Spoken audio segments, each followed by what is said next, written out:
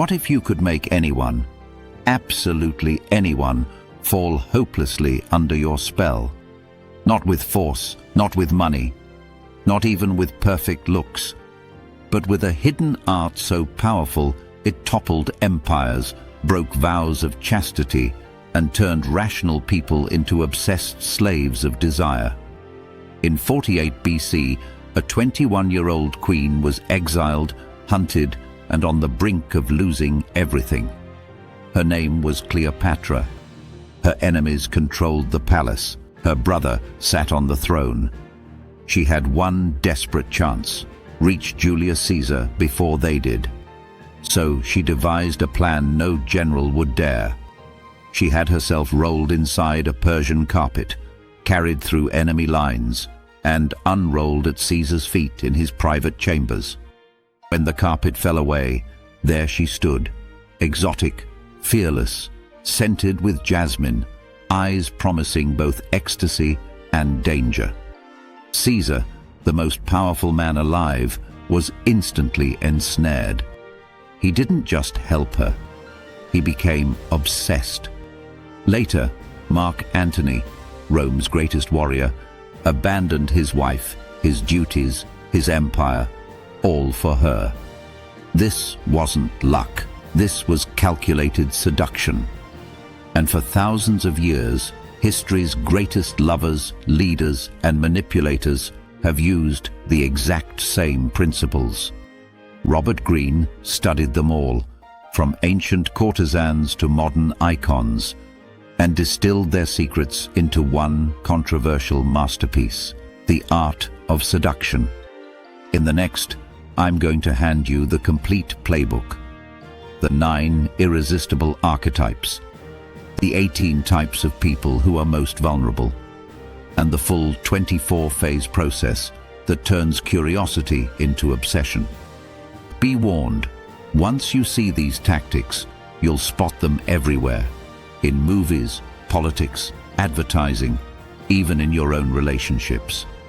The real question is, will you remain the prey or become the predator? Stay until the very end, because I'm going to reveal the single most dangerous tactic, the one that works on almost everyone, and how to defend against it. Let's begin. Introduction and AMP, Cleopatra story, full. Robert Greene's The Art of Seduction, published in 2001, is not a sweet romance guide. It is a cold, amoral dissection of power through desire. Greene spent years studying thousands of historical examples, from Cleopatra to Casanova, from Madame de Pompadour to John F. Kennedy, and found patterns that repeat across centuries. Seduction, he argues, is the ultimate form of influence because it bypasses reason and goes straight to the deepest human needs: fantasy, validation, escape, transcendence. The book is divided into 2 major parts. First, the seductive character, who the great seducers were and the timeless archetypes they embodied. Second, the seductive process, a 24-step strategic sequence anyone can follow. But before we dive into the archetypes, let's finish Cleopatra's story, because she is the perfect embodiment of the art. After the carpet incident, Cleopatra didn't just sleep with Caesar. She staged lavish spectacles, banquets on golden barges, costumes that blended Greek and Egyptian mystique, perfume that lingered in the air for days. She spoke 9 languages, debated philosophy, and made Caesar feel like a god, while subtly reminding him she was a goddess. When Caesar was assassinated, she turned the same weapons on Mark Antony. She delayed their first meeting for weeks, building anticipation. Then she arrived on a golden barge dressed as Venus, surrounded by boys dressed as Cupids, incense burning, music floating across the water. Antony was renowned for his discipline, yet he abandoned everything. Why? Because Cleopatra understood the core truth Greene hammers home. People don't want reality. They want fantasy, and the greatest seducers give them the most intoxicating version imaginable. With that in mind, let's meet the 9 timeless archetypes. Part 1. The 9 Seducer Archetypes, detailed with full stories. Greene identifies 9 archetypal seducers. Everyone has elements of several, but the masters amplify one dominant type while hiding their flaws. First, the warning, the anti-seducer. Insecure, needy, argumentative, brutal. They repel instinctively. Avoid this type at all costs. 1. The Siren, the ultimate fantasy of dangerous, overwhelming sensuality. Cleopatra is the archetype. Imagine the scene on the river Cydnus, her barge draped in purple sails, silver oars dipping in rhythm to flutes, incense thick in the air, half-naked servants fanning her. She didn't chase Antony, she let the spectacle pull him in. Key traits: lush physicality, voice like music, promise of ecstatic surrender mixed with danger, theatrical settings. Modern example: think of performers like Beyoncé or Rihanna on stage, commanding desire through pure sensory overload. Greene writes, "The Siren is the ultimate male fantasy. She offers endless pleasure and a bit of danger. Ask yourself, do you ever create an aura of mythic sensuality?" 2. The Rake, reckless, burning passion that feels irresistible because it's aimed solely at the target. Giacomo Casanova, the 18th century adventurer, is the classic. One story. He spotted a beautiful young nun in Venice whose strict order forbade any contact with men. Over months, he sent letters confessing how she alone could save him from his sinful life. He didn't hide his reputation. He weaponized it. She risked eternal damnation to meet him, and eventually fled the convent for a night of passion. Key: overwhelming, specific desire that flatters the target into feeling uniquely powerful. Modern: the bad boy musician who writes a song about one fan. Greene: the Rake's ardor is boundless. He burns for you and you alone. 3. The ideal lover studies the target's deepest unmet needs and becomes their perfect missing piece. Madame de Pompadour rose from middle-class origins to become Louis XV's mistress for 20 years and effectively ruled France. She observed the king craved intellectual stimulation and emotional understanding.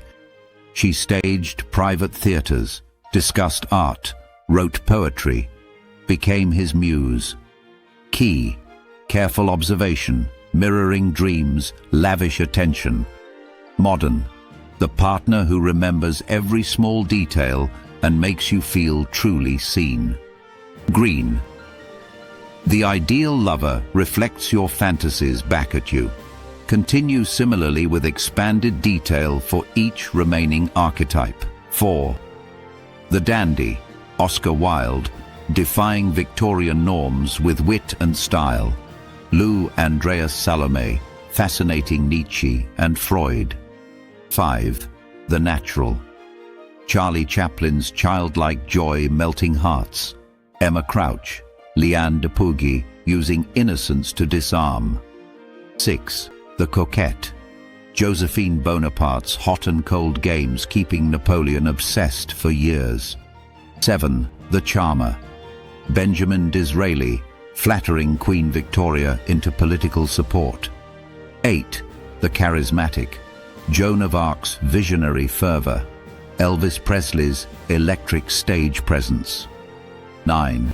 The star, Marilyn Monroe's distant, dreamy aura, letting others project fantasies. Pause and think. Which archetype resonates most with you? Comment your answer below, Siren, Rake, Coquette, etc., and why.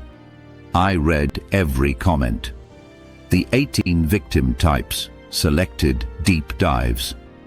Seduction only works on the right victim. Greene profiles 18 types with specific emotional voids. Trying to seduce someone truly content is futile. Here are 8 of the most common and powerful.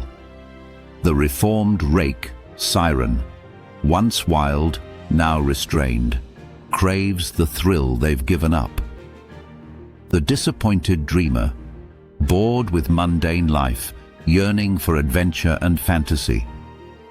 The pampered royal, accustomed to worship, needs ever greater adoration.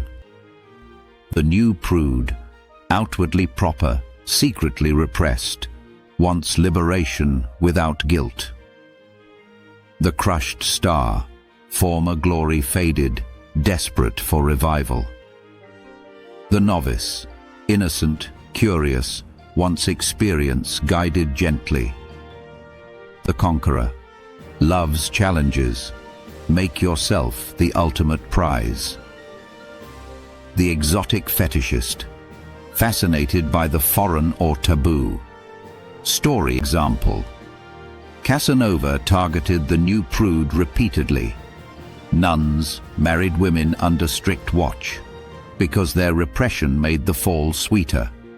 Rule: scan for dissatisfaction, loneliness, or unfulfilled fantasy. That's your opening. Part 2. The full 24 phases, detailed with examples. Now the tactical core, 24 phases in 4 stages. Phase 1. Stirring interest, 1 to 8. 1. Choose the right victim, look for voids. 2.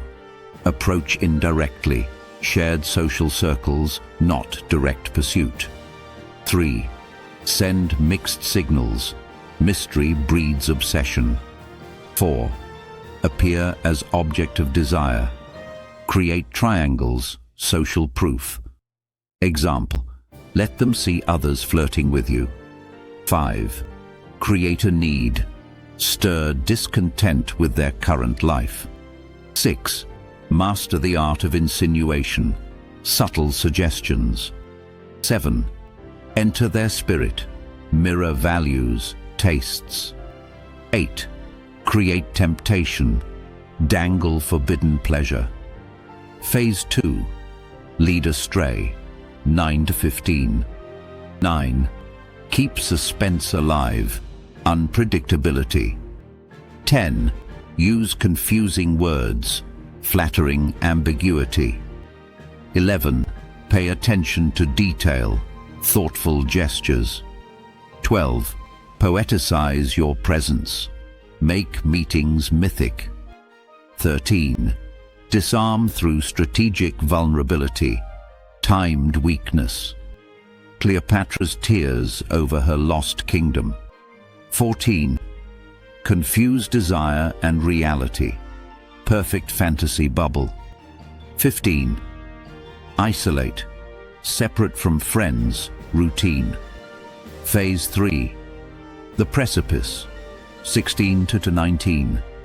16. Prove yourself, small risks showing devotion. 17. Effect a regression, trigger childhood emotions. 18. Stir transgressive feelings, hint at taboo. 19. Use spiritual lures, transcend the physical. Phase 4. The kill, 20 to 24. 20. Mix pleasure with pain, withdrawal creates addiction. 21. Give space to fall, pull back so they chase. 22. Use physical lures, escalating touch, scent. 23. Master the bold move, decisive action at peak. 24. Beware the after effects, manage disillusionment or exit gracefully. Greene stresses, timing is everything. Patience wins. Final thoughts. And AMP, multi-layered call to action. The art of seduction is not about love, it's about power. Greene shows seduction underlies politics, business, art. Anywhere influence matters. Used ethically, it creates profound connection. Used cynically, it leaves wreckage. The deepest warning: seducers often become victims of their own illusions. The most dangerous tactic? Creating perfect fantasy, because reality always returns. If this masterclass shifted your entire view of human nature, prove it right now. Smash the like button. It pushes this to more people who need to see it. Subscribe and hit the bell. Comment 3 things. Your dominant archetype. Which tactic shocked you most? One time you suspect someone used this on you. The most insightful comments get pinned and hearted. Thank you for watching the full minutes. You now possess dangerous knowledge. Use it wisely.